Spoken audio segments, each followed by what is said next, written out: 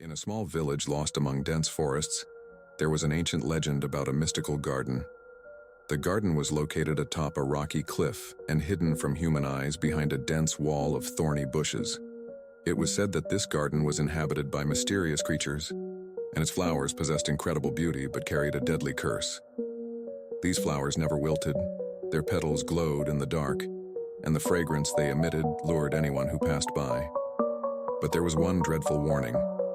If you plucked even a single flower, a vampire would emerge from the garden's shadows, ancient, cruel, and insatiable. A young girl named Leah, who lived in that village, did not believe in old tales. Her friends often teased her for her bravery. But one day a boy named Arno said, "If you're so fearless, prove it. Go to the garden and bring back a flower." Proud Leah couldn't refuse. She waited for the full moon, when the forest around the garden was bathed in cold silver light, and set out. She was not frightened by the stories of vampires or the strange sounds coming from the woods. She was sure it was all just made-up tales to scare the curious. Breaking through the thorny bushes, Leah found herself in the garden. The sight before her was incredible. Flowers glowing with a soft purple light grew everywhere. The grass beneath her feet shimmered gently, and the air was filled with a sweet aroma that made her head spin. In the center of the garden stood a black pond reflecting the stars. "This is just a fairy tale," Leah whispered, reaching out to the nearest flower. Her fingers carefully touched the velvety petals, and she plucked it. In that instant, the garden fell into an icy silence. No breeze, no sound. Only the pounding of her heart echoed in her ears. The shadow appeared suddenly. It seemed to flow out of the very air. A tall man with a pale face and burning red eyes stood before her. His long black cloak moved as if it were alive.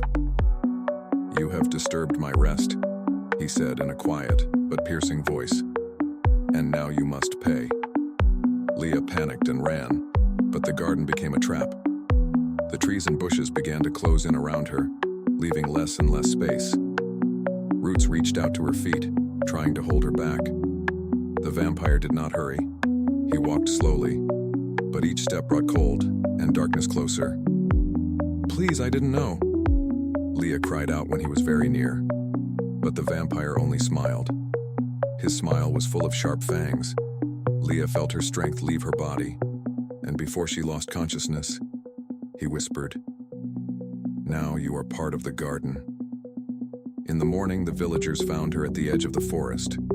She was alive but did not remember how she had escaped. The only thing she brought with her was the flower she had plucked, which had already begun to wither. From that day on, Leah changed. Her skin grew pale, and her eyes took on a strange glint. At night, she felt drawn back to the garden and heard a voice calling her from the shadows. It is said that a year later, Leah disappeared.